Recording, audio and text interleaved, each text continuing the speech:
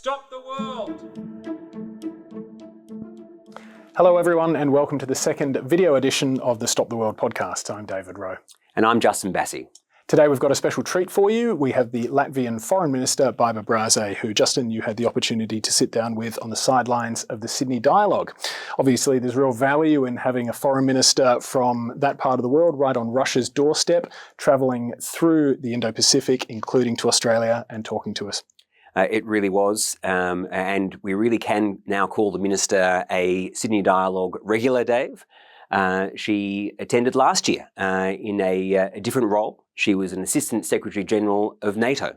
And so why it's so valuable to have Minister Braže out here explaining how she sees the world is that it's pretty unique to have someone who's able to talk from both a military perspective and a foreign policy perspective. And when we've got war in Europe, conflict in the Middle East, and rising tension in this part of the world, having someone who's able to look at both perspectives is a significant advantage for us. And the Minister was able to explain why she feels that there needs to be more of a partnership between the Euro-Atlantic and the Indo-Pacific. Yeah, so we're really grateful to have the Minister once again join us for the Sydney Dialogue.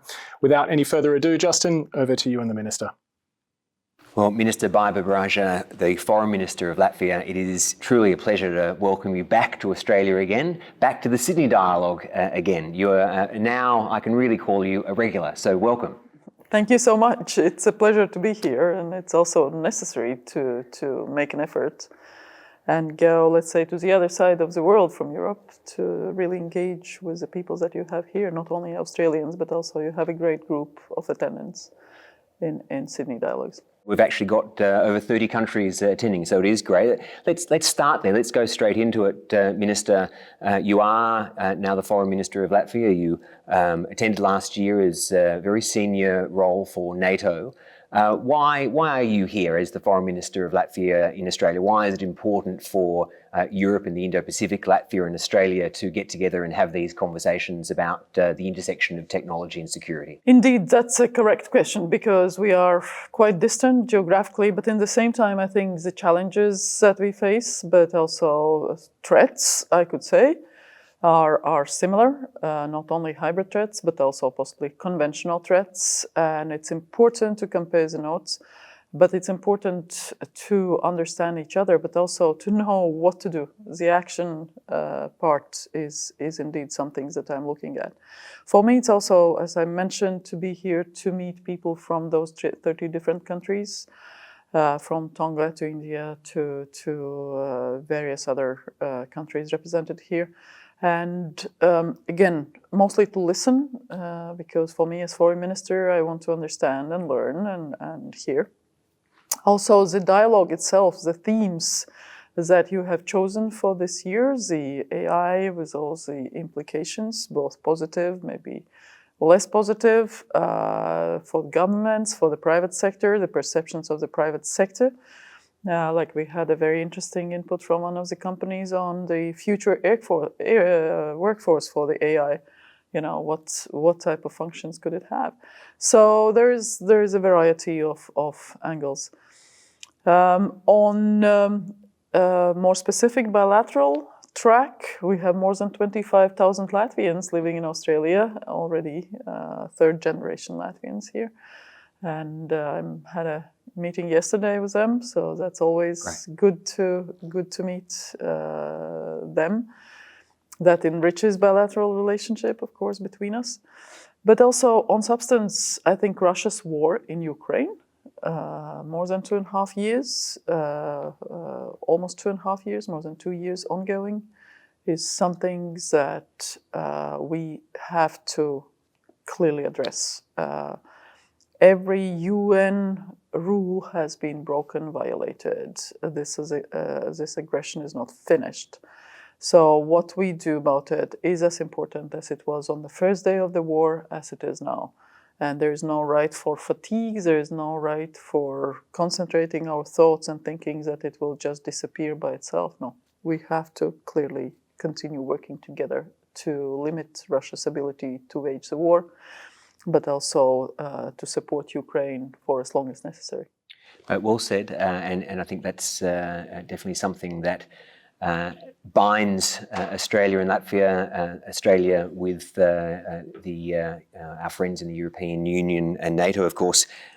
Let me take you back a little bit related to that. But last year, your role as a senior member of NATO, so clearly on the defence side, you are now the foreign minister.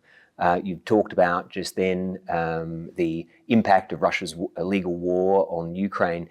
Do you think that, given you've now quite uniquely done both a senior defence, very senior foreign policy role, do you think that the roles of foreign ministries, defence ministries, those policy areas that used to be kept separate, do you think they've collapsed now and are now necessarily as one to deal with these threats that we're facing from countries like Russia? In national terms, the policy is one. When we speak about Latvia's security and defense, you cannot really separate the external work from the internal work, meaning the defense and security. So that's using all the foreign policy instruments is crucially important, both to increase our own security and defense, but also to ensure that Ukraine has international support in its fight, but also that we have the wide international community standing up for the United Nations Charter and making sure that Russia's aggression doesn't go unpunished. So degrading Russian military capability, having political stance of not electing Russia to International Court of Justice or voting for the UN General Assembly resolutions are as important as providing aid to Ukraine. So different levels of engagement, different levels of interest, but it's crucially important. Clearly very, very crucial. We've seen discussions here that there needs to be whole-of-nation approaches within countries. We need to join up bilaterally, minilaterally, multilaterally. So all that is crucially important. Do you think that type of engagement that you discuss at all those levels is now even more important, not just since Russia's war on Ukraine, but with the No Limits Partnership that was announced between Russia and China? We used to be able to think of the countries in isolation, perhaps. We clearly see and know that Russia is the key priority for European countries. For countries like Australia and Japan in this region, it's been China. Do you think that we now need to look at the world a little bit differently with authoritarian regimes collaborating in ways that we didn't think might happen just a few years ago? Yes, and again, there is a difference of what support, for example, North Korea is providing to Russia with the military supplies, everything that is possible that Russia wants, and the other way around, Russia enabling the stabilization in the Korean Peninsula. So that is something that I think affects everyone, whether it's in Asia or Europe. Chinese role is unfortunately not what we would like to see. China is enabling Russia's war through technological supplies, dual-use stuff that it provides. It has not provided military aid, direct military aid to Russia, and it should not. So that is something that has been addressed with the Chinese counterparts directly, both by the EU, by NATO, but also by Australia and many others. So I think recognizing UN Charter principles, whether that's China or others, it's crucially important, and that is continuing to be addressed. Authoritarian regimes versus democratic regimes. I mean, countries don't have to be perfect democracies to live in peace and security with their neighbors. We see that in Asia we have plenty of examples, countries not being perfect democracies or quite far from being democracies, still being decent neighbors and still not being a threat to international peace and security. And that those benchmarks we have to clearly put in our minds that we are not looking for having the world of perfect democracies. Yeah. We are, in our quest for peace and security in the world, working with all the countries who have the same opinion, who are ready to stick by the international agreements, international rules, that they have freely committed. Nobody has forced them to commit or sign up to certain agreements. So that is where Russia has broken every possible limit.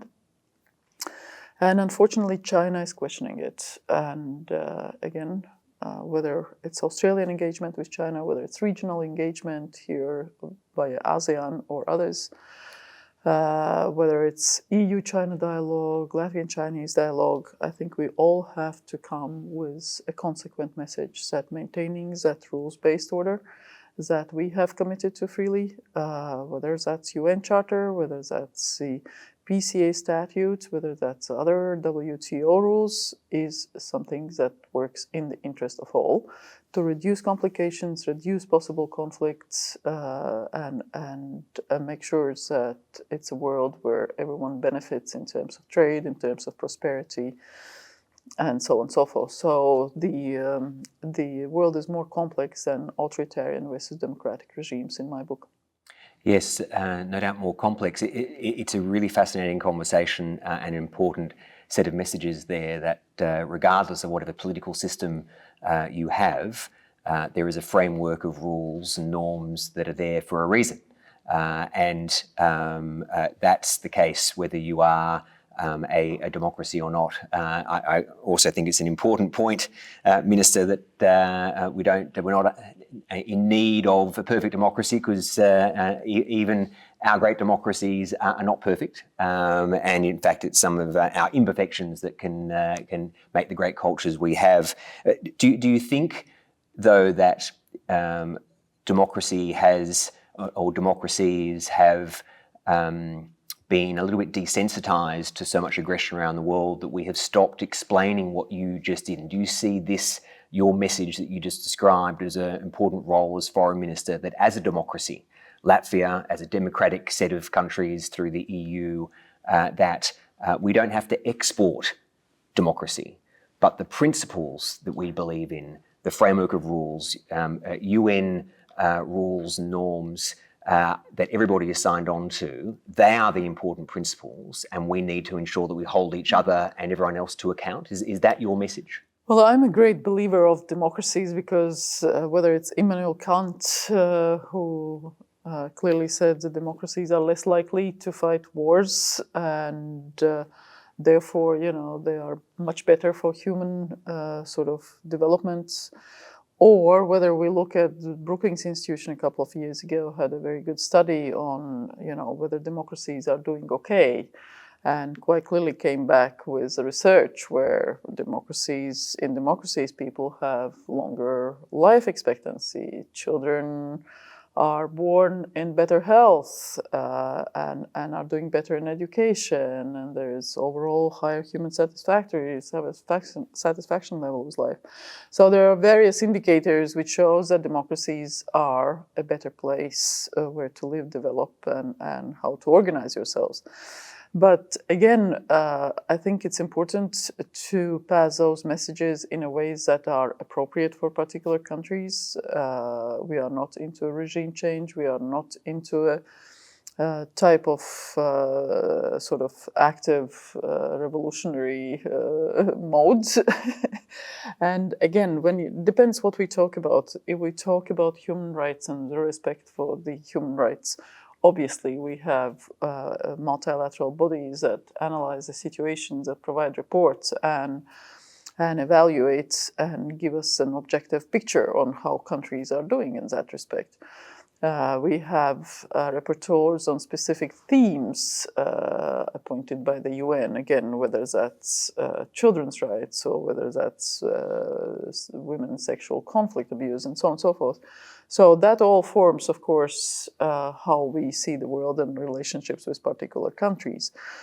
But I think one point of reference when we speak about peace and security is the importance of understanding the respect of these basic rules that the UN has formed. And there, I think we have to be more nuanced than just autocracies versus democracies. Yes, well said. Speaking of democracies, of course, there's everyone is looking forward to the US election in a couple of months. Do you think that your role as Foreign Minister within a collective of broader European nations, do you think you might need to do things differently depending on the outcome of the election, in particular in relation to support for Ukraine going forward? We engage actively with both sides of the House, and that has been the tradition. Also in the US, we have an active and big Latvian community. Again, altogether, it's very difficult to say today, but around 100,000 across different states. So we have asked through our diaspora organizations to be very clear that we are not favoring one or the other party, but there are two points that they should look for in candidates' agenda. And one is clear support to NATO as the organizing organization for security and defense that Latvia is a member of. And second, support Ukraine and Ukraine's fight of resistance, Ukraine's freedom fight against the aggression. And as a result of the elections, we will work, whoever is elected, like we have always done. And I would not go into more detail at the current stage, but I'm sure, as Australia does, we engage actively with both sides. Yes, no, makes sense. I think regardless of who wins the US election, the United States is so important to European countries and countries in this region like Australia. A lesson that we should learn is that countries like Latvia and Australia bilaterally and Europe and the Indo-Pacific should take a more joined-up approach in our advocacy of issues to the United States. One area that I think that Europe and Australia will have in common is that whoever the new US president will have a huge priority of the Middle East, which is in a deep conflict itself at the moment. So I think there's a real need for our countries to work together, our regions to work together to ensure that the US understandably has to deal with the conflict in the Middle East, but doesn't. And the US needs friends in the world. I mean, what closer friends can you have than NATO and EU countries, Australia, you know, the Indo-Pacific 4. Those are the closest friends possible. So we all are in the same boat at the end, and I think that's also is an important message that we constantly highlight to our US allies. Great, and you are, while you're in Australia at the moment, you are actually on what looks to be an exhaustive trip. You're indefatigable, Minister, but you're going to several countries in the region to take these messages with you. Absolutely. I'm going to Indonesia, Singapore, Korea, and we'll be talking. Well, as I said, I'm in the listening mode also to really hear out how the world looks, what to do together. And how to chart our path ahead. But also, again, different countries with different political organizations and different organization principles. So Indonesia, the biggest Muslim democracy in the world, you know, fascinating, new leadership in place soon. So absolutely, it's a regional trip, and I'm consciously making it to show both that we are present here, but also to take in and take back policy formulations for Latvia, for the EU, and how we approach the world. It's definitely noticed, and I think the reality is that while countries like Australia and other countries in this region can at times think we're far away, the technological advancements that have been made over the last 5 to 10 years means that there's nowhere really far away anymore. No, there's no borders in information space, no borders in cyberspace. We are in it together. We are in it together, well said. And before I let you go, I understand you are meeting Australia's Foreign Minister, Penny Wong, tomorrow. Are the messages that you've taken here today on the importance of democracies working together for regional stability and global stability, will that be part of your message to our Minister? Yes, absolutely. And also to sort of look into more detail how we can help with the region here, whether that's Pacific Islands or security challenges that Australia faces, technological advances that we can share. So it's both Latvian-Australian relationship, but also Latvia being member of the EU and NATO, of the UN, taking in the views for our policy shaping. Excellent. Minister Braže, it's fabulous that you are now a regular at the Sydney Dialogue.